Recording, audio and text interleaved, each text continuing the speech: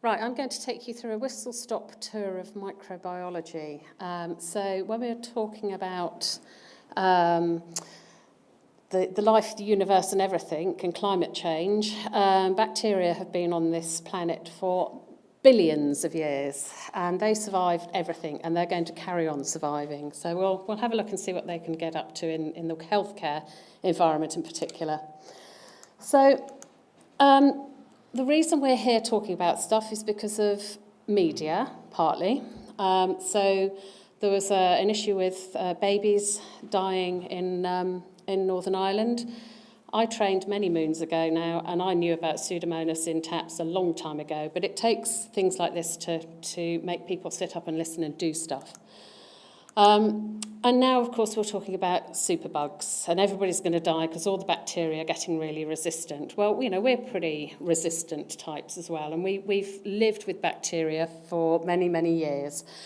And if you look at our body weights compared to the amount of bacteria in us, I think somebody said that it's something like 3 kilos of us are bacteria, and there's more bacterial cells in us than our own body cells.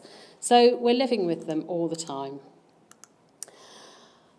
There's obviously an economic cost to this. So if we have a look at some figures, facts and figures, approximately 3,000 patients per year get a healthcare associated infection, and it's costing the NHS £1 billion, which they can't afford.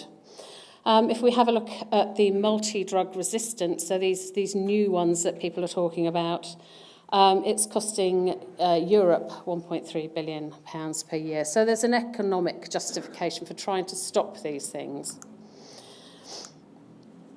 If we look back to our municipal water supply, and Jacob's talked about what happens to our water supply, we have wholesome water to drink. But it doesn't mean that there's no bacteria in there. We're not supplied with sterile water to drink. But what's pathogenic to me may not be pathogenic to you.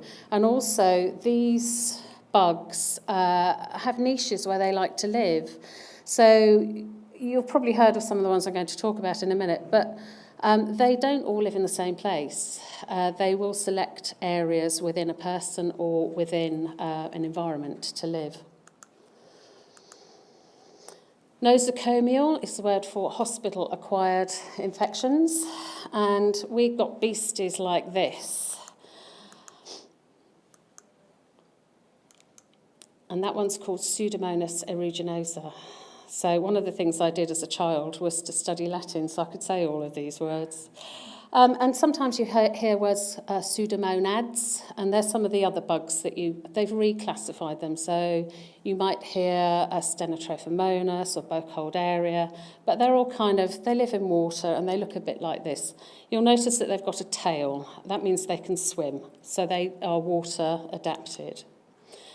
This little beast, again, has been around for many, many years, and it's been well publicised in the States. And it's called non-tuberculous mycobacteria. It doesn't mean that we don't have it here. We just don't really test for it. But that's changing at the moment, and microbiology is changing rapidly. And we've got many, many more techniques where we can find these things within a space of sometimes hours. And we couldn't do that, certainly not 200 years ago. This one I'm hoping you've all heard of. That's our Legionella. And that's the one that really has come into legislation and that people are more concerned about, but for no particular reason, apart from we have rules and regulations for it. The reason they can all survive, if you put your finger down a drain, you'll probably feel slime in there. And that's because we've got things called biofilms and amoeba in there. And these amoeba, they're a bit like Pac-Men, and they will come along and they'll munch all the bacteria, and those are Legionella inside an amoeba. So what should happen is the amoeba will eat all the bacteria and everything will be wonderful. And there are some amoeba that do that, but mostly Legionella is quite well adapted, and it will eat the amoeba from inside and multiply, and then I'll get a microbiology water sample in on a Friday afternoon, and it will have millions of bacteria in there because we've just managed to catch one of those in there. So microbiology is a very dark art. It's not like chemistry. You don't have black and white. You get all sorts of results. So if we have a look at things like wash hand basins, how can they affect all of this? Well, drains are a particular problem because I've said already you get this sort of slime down there. We're very, very aware of these resistant bacteria actually getting stuck down in the drains and actually now being flushed back into the municipal water supply. So that's causing another issue completely. Cross-contamination. So if your nurse is washing their hands as they should be, but touching the end of the tap, and they've got bacteria on their hands, which is highly likely, those can get up within the tap, and they have got those little tails, so they'll swim back against the tide and colonise the tap. We do have some rules and regulations, many items of guidance. This one is particularly useful. It's a NICE guidance, National Institute of Clinical Excellence, where they've really talked about the fact that we shouldn't be chucking patient waste into sinks. It should be going to sluices. But that's not always possible in a highly busy intensive care unit. And things like this occur, which is basically splashing. So I've seen people doing some very, very wonderful cleaning of taps with their special cloths, and then going around the drain and then wiping the area where the nurses are going to make up the drugs.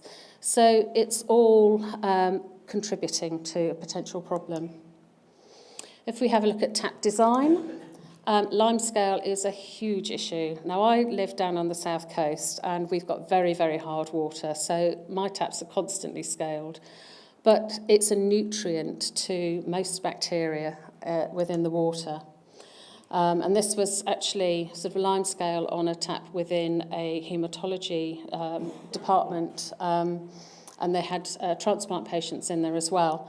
And it was only by literally putting my camera underneath that we could actually see that. Also contact, as I've said, if you've got hands touching it or contact of equipment, these bacteria will get transferred, especially if it's a moist environment. And this is basically a flow straightener from within a tap. Again, we magnified it, and there's slime on there, and that's that biofilm, and that had been a positive for microbiology for many weeks. So the materials that you choose to go into your system are equally important. So things like copper have got an innate bacteria stack. It doesn't necessarily kill, but it will certainly stop the bacteria from growing, whereas some plastics will assist, but it will depend. And this is rubber. So if any of you have plastic or these sort of flexible hoses on your shower heads, it's got this sort of rubberized compound inside. If you look at that under a microscope, there's lots of little niches and gaps in there, and they're very handy for hiding bacteria, and bacteria will eat the rubber. They really enjoy it. And flushing. So if you can keep these things flushed out, then you're likely to, if you keep the water, I mean, the general remit is keep your hot water hot, your cold water cold, keep it moving, and keep it clean. So flushing, if you've got any useful tap design where you can actually auto-flush, if you can take things apart and get them clean, put them into autoclaves, then it will all help to control these bacteria. So really, just to summarise, when you're designing products, and that was very interesting what you were saying about the components of a room, but you still need to sort of research those other components which are going into the room, such as the design of the toilet, the design of the taps, the design of the basin. You need to talk. So I know we've got plenty of architects in here, we've got healthcare representatives, and everybody's got great ideas, and you can come up with these fantastic designs, but it may not be what the end user wants, so please talk. And there's a phenomenal amount of knowledge, again, within the room here. And what we are certainly doing in healthcare now is to have something called a water safety group. So we have individuals within that group with different knowledge bases. We'll have microbiologists, infection control, engineers, and we're encouraging them to actually talk to the designers. So we will be having a conference later this year to get you guys into the communication with us. So I will welcome you to that. So thank you very much.